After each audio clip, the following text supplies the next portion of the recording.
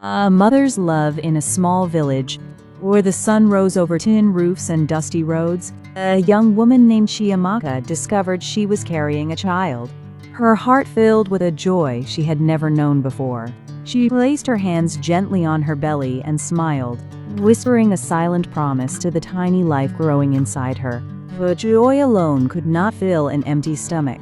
Her husband had no steady job, and many nights there was no food on their table. Still, Chiamaka held on to hope, believing that love could carry a family through even the hardest days. A young African woman sitting on a wooden stool inside a small, humble mud house, gently holding her pregnant belly, soft smile on her face, despite the poverty around her worn furniture. Cracked walls, warm afternoon light through a small window. There were evenings when hunger gnawed at Chiamaka so badly that her hands trembled. But whenever her husband asked if she had eaten, she would smile and say, "I am fine. Don't worry about me."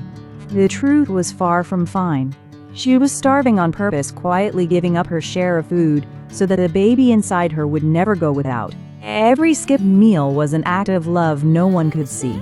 She told herself again and again that her hunger was a small price to pay for the life she was bringing into the world. Close-up of a pregnant African woman pushing a small plate of food toward her husband, her own bowl empty, eyes filled with quiet strength. Dim candlelight in a modest kitchen. To survive, Chiamaka worked from sunrise to sunset.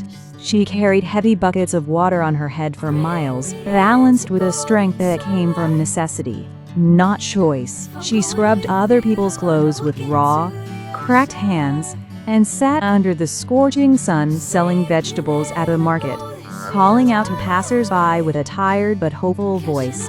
Every night, her back ached so badly she could barely lie down. Her feet were swollen, her hands blistered, yet not once did a complaint escape her lips. She simply kept going, one exhausting day after another. For the child she had not yet met, wide shot of a pregnant African woman balancing a large water bucket on her head, walking along a dusty village path under a blazing sun.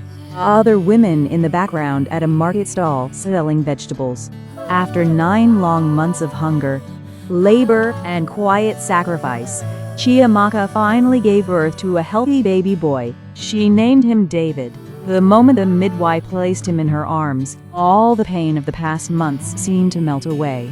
She looked down at his tiny face and felt something shift inside her, a love so fierce it frightened her. From that day forward, nothing in her life would ever be the same again. Every decision, every sacrifice, every breath she took from that moment on would belong, in some way, to her son. Inside a small clinic or home, an exhausted but joyful African woman cradling a newborn baby wrapped in cloth, soft golden light, a look of pure love on her face. The early months with baby David were far from peaceful.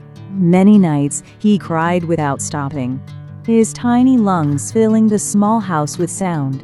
Chiamaka, exhausted from the day's labor, would rise again and again, walking back and forth in the darkness, singing soft lullabies until her voice grew hoarse. She prayed over him quietly, asking God to protect this fragile life. Sleep became a luxury she rarely afforded herself. Her eyes grew heavy, her body weak, but never once did anger rise in her heart. Only love, patient, tireless, unconditional love. Nighttime scene, a tired mother walking back and forth in a dim room, gently rocking a crying baby in her arms, moonlight coming through a small window. Exhaustion and love mixed on her face.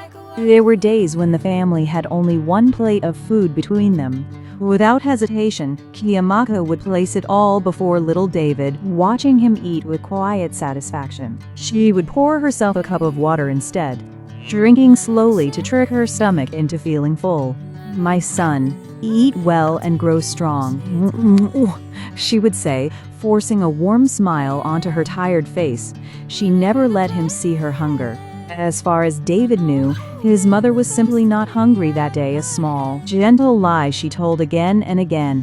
Out of love, a mother feeding a toddler from a single plate of food, sitting on the floor of a simple home, a cup of water in front of her instead of food, warm but humble setting. As David grew older, Chiamaka's clothes grew more and more worn. Her wrapper was faded, patched in places, and her sandals had holes from years of walking to the market and back. People in the village would sometimes whisper behind her back, some even laughing openly at her appearance. But Chiamaka paid them no mind. Every coin she managed to save, and there were never many, went straight into buying milk, new clothes, and school supplies for her growing son.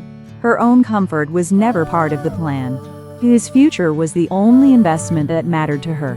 A woman in a torn, faded dress walking through a busy village market, some onlookers whispering and smirking, while she confidently carries a small bag with a school notebook and baby items. "As long as my child is happy, I am happy," Chiamaka would say to anyone who asked how she endured such hardship, and she meant every word. Watching young David laugh, run, and grow stronger each day gave her more joy than any comfort money could buy. One evening, as the sun dipped low and painted the sky in gold, David ran into her arms and hugged her tightly. She closed her eyes and held him close, feeling for a brief moment that all her sacrifices were worth it. But little did she know that this same child she gave everything for would one day make a decision that would break her heart completely. A tender moment, young David, maybe 5 years old, hugging his mother tightly outside their small home at sunset. Her eyes closed in happiness, but the golden sky has a subtle shadow creeping in, foreshadowing something bittersweet. Years passed, and David grew into a bright, intelligent young boy.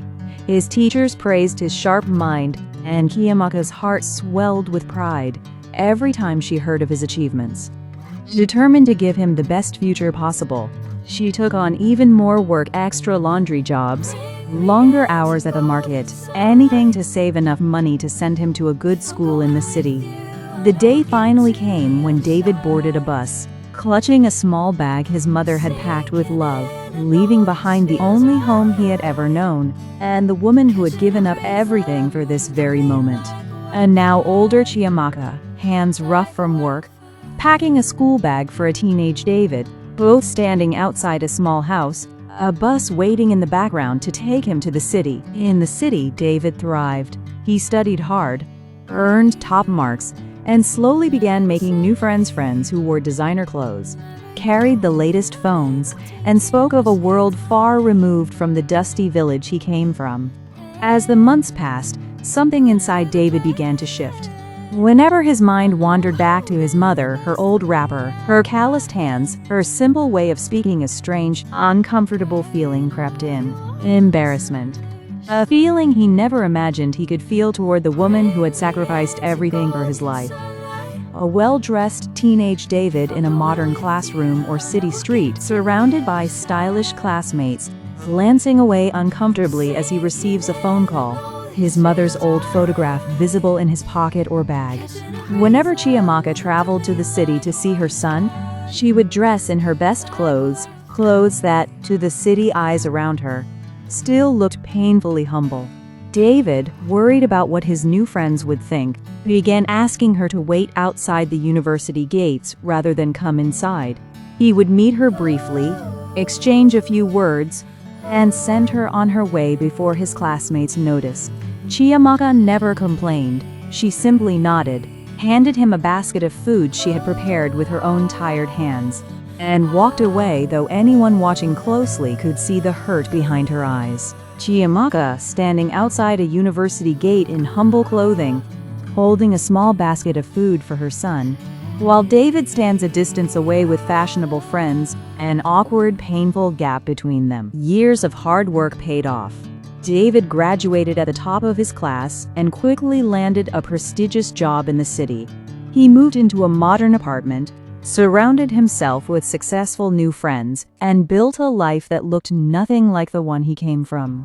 Invitations to fine dinners, business meetings, and social gatherings filled his calendar. Yet in this glittering new world he had built, there seemed to be less and less room for the woman who had starved herself so he could eat, who had walked miles so he could go to school. Slowly, painfully, the distance between mother and son grew wider. Split image style scene on one side.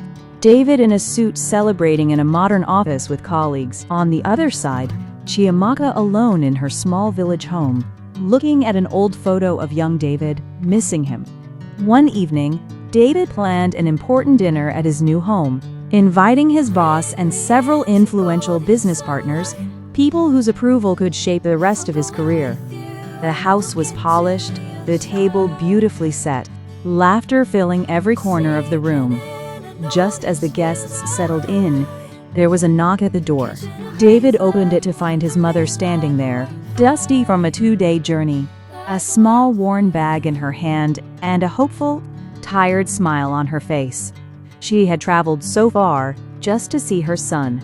A grand, modern living room filled with well-dressed guests, and at the door stands an elderly Chiamaka in simple village clothing, tired from a long journey, holding a small bag, hopeful smile on her face. David froze at the door, his heart pounding with panic instead of joy. Aware of every eye in the room now turning toward them, shame washed over him. In a moment he would regret for the rest of his life. He turned to his guests and said, "This is the woman who used to work for my family." The words hung in the air like poison. Chiamaka's smile did not fade completely, but something behind her eyes shattered in that instant. She said nothing, she simply nodded, turned around quietly, and walked back out into the night, carrying a pain far heavier than any hunger she had ever known. Close up on Chiamaka's face, visible heartbreak, hidden behind a forced smile, as David looks away guiltily in the background, the well-dressed guests whispering, dramatic lighting emphasizing her pain. That night, sleep would not come for David. Every time he closed his eyes, memories flooded back, the empty plates pushed toward him, the lullabies sung through exhausted nights, the worn sandals that carried his mother miles just so he could have a future. The weight of his own words echoed in his mind, "The woman who used to work for my family." Guilt tore through him like nothing he had ever felt. Unable to bear it any longer, he grabbed his car keys in the middle of the night and began the long drive back to the village, praying he was not too late to make things right. Nighttime scene, David driving alone on a dark village road, headlights cutting through darkness, his face full of regret and urgency. Flashback images of his mother subtly overlaid in the scene. When David finally arrived, he found his mother sitting quietly by candlelight, her face calm despite the pain she carried. He fell to his knees before her, took her worn, weathered hands in his, and wept, apologizing again and again. Ashamed of the son he had become, Chiamaka looked at him for a long moment, then gently touched his head the way she used to when he was small. "A mother's love has no conditions. My son," she whispered softly, "I forgive you." In that quiet room, something broken was finally mended. From that day forward, David never again let shame stand between him and the woman who had given him everything, his mother's endless, sacrificial love. Emotional reunion scene, David kneeling in front of his mother inside her small candlelit home, holding her hands, tears on his face, Chiamaka smiling warmly and touching his head. A scene full of warmth, forgiveness, and redemption.